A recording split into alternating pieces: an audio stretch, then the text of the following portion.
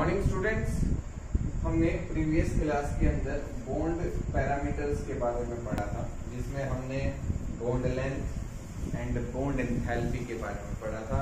किन किन फैक्टर्स पे वो डिपेंड करती है, ठीक है, चेंज अफेक्ट करते हैं कौन से फैक्टर्स, उसको वो सब हमने डिस्कस किया था। आज हम पढ़ेंगे नेक्स्ट जो हमारा बॉन्ड पैरामीटर है या कैरेक्टरिस्टिक है, वो है बॉन्ड एंगल। क्या है? Bond angle.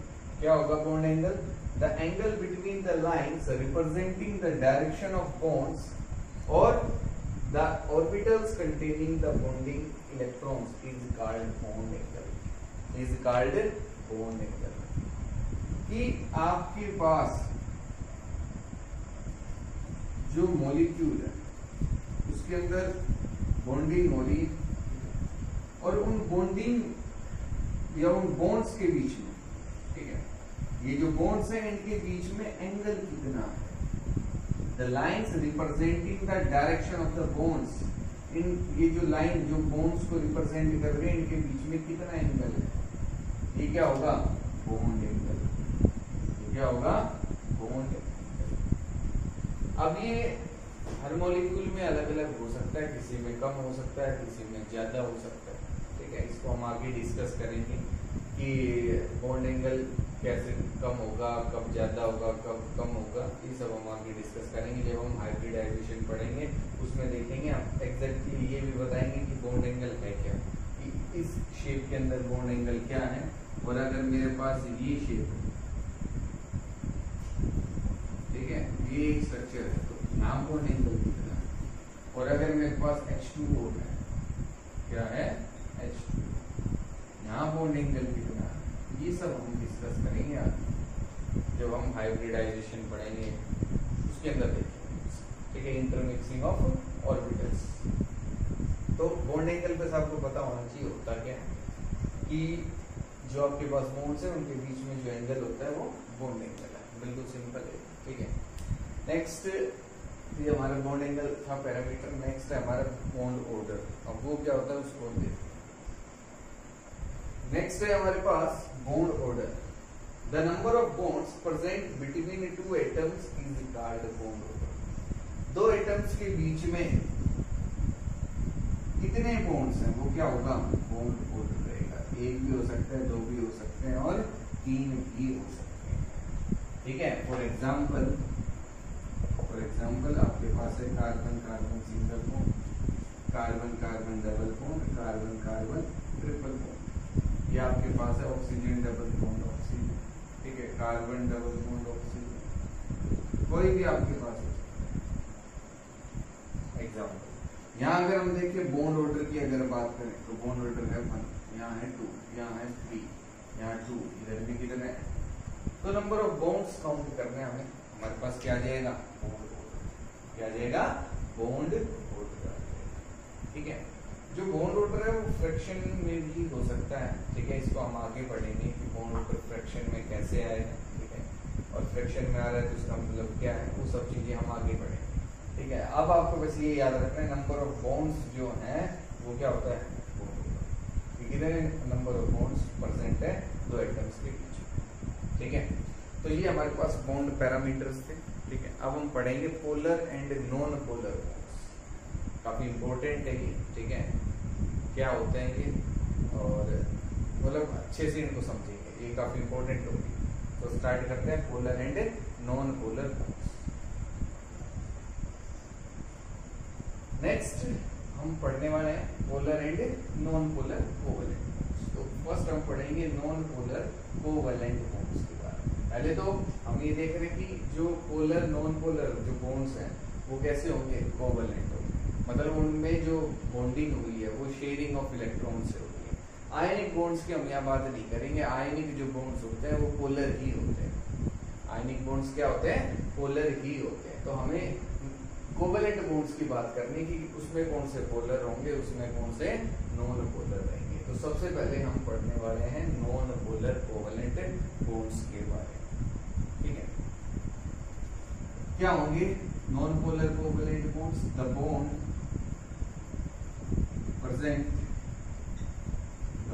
present in between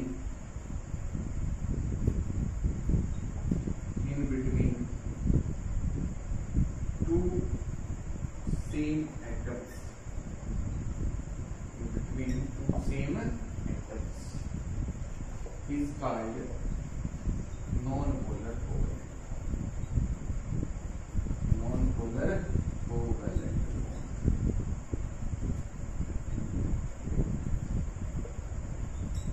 There is no charge separation. There is no charge separation. कोई चार्ज सेपरेशन नहीं होता है. There is no charge separation. मतलब पॉजिटिव और नेगेटिव चार्ज जो है वो अलग नहीं होते. There is no, क्या आएगा यहाँ? There is no charge separation. कोई चार्ज सेपरेशन नहीं होगा. दो सेम एटम्स होंगे, उनके बीच में जो बॉन्ड होगा कोवेलेंट बॉन्ड, वो कैसा होगा? Non polar. For example H2 hydrogen hydrogen के बीच, O2 ऑक्सीजन ऑक्सीजन के बीच, ठीक है. N2 नाइट्रोजन नाइट्रोजन के बीच, CH3 CH3 यहाँ है कार्बन कार्बन के बीच. So all these are non-polar covalent bonds. All these are non-polar covalent bonds. अब हम कह रहे हैं कि कोई चार्ज सेपरेशन नहीं है. चार्ज सेपरेशन का मतलब है कि हाँ कोई पोल्स नहीं है. No poles developed. No poles developed कि आपके पास, जैसे फॉर एग्जांपल अगर मैं कहूं ए और बी अलग अलग एटम्स हैं. अब इलेक्ट्रोनेगेटिविटी डिफरेंस की वजह से क्या होगा? एक पे नेगेटिव चार्ज आएगा और एक पे, या मैं एक बात करूं कि आपके पास कोई आयनिक बॉन्ड है, आयनिक कंपाउंड है, Na पॉजिटिव C नेगेटिव. तो हम यहाँ क्या देख रहे हैं कि हमारे पास दो पोल्स हैं, एक पे पॉजिटिव चार्ज है, दूसरे पे कैसा चार्ज है? तो जब ऐसी पोल्स हमारे पास अराइज होंगी जिन पे चार्ज रहेगा कुछ ना कुछ, कम हो या ज्यादा हो, वो कैसा बॉन्ड होगा? पोलर. तो यहाँ हम बात कर रहे हैं नॉन पोलर की. तो नॉन पोलर के अंदर कोई भी पोल्स नहीं होंगी चार्ज की, ना तो पॉजिटिव चार्ज नहीं होगा ना ही नेगेटिव चार्ज कहीं. ठीक है, ये आपको समझ में आ गया होगा कि यहाँ.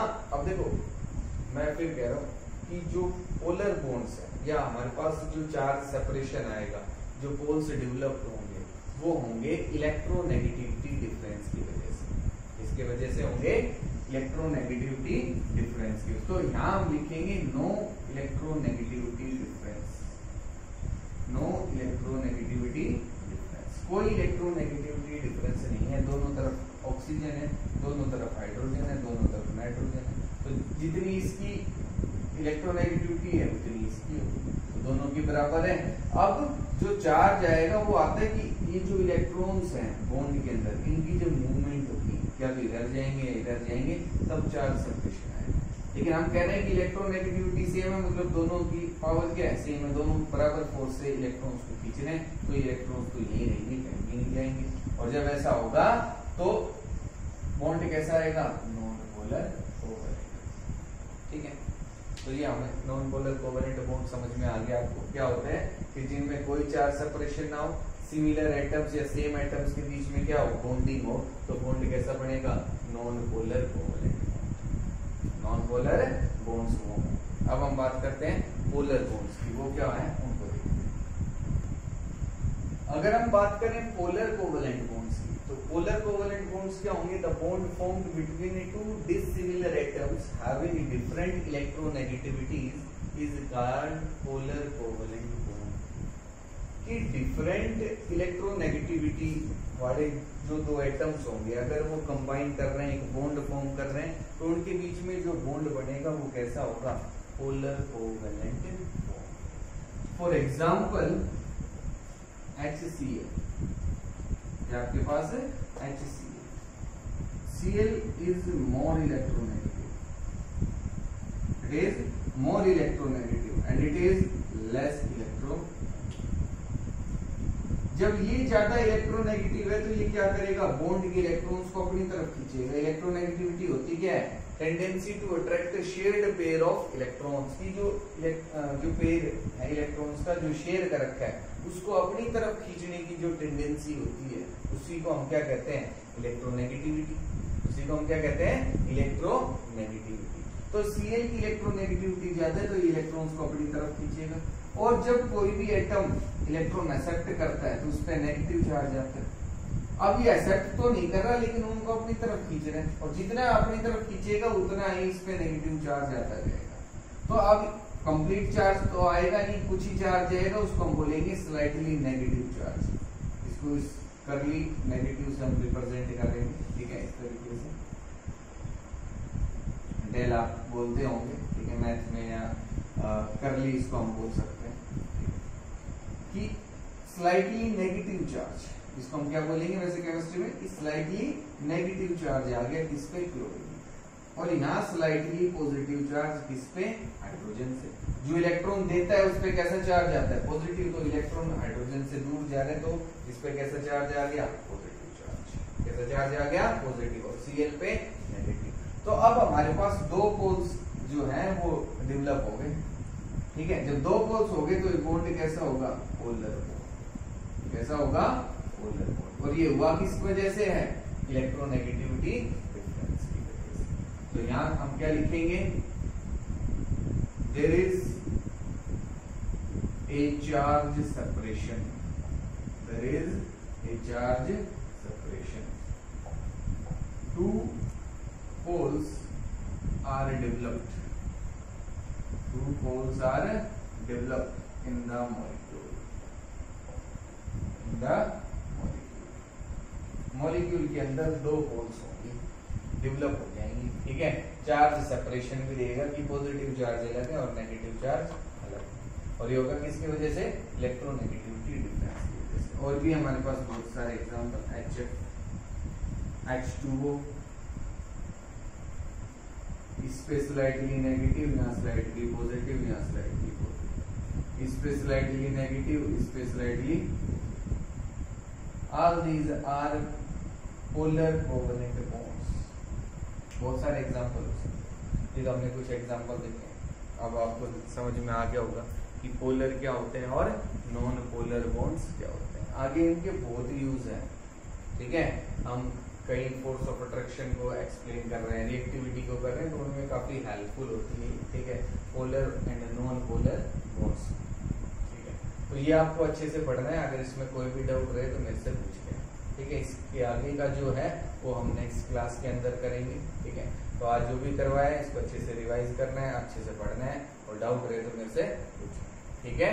Thank you.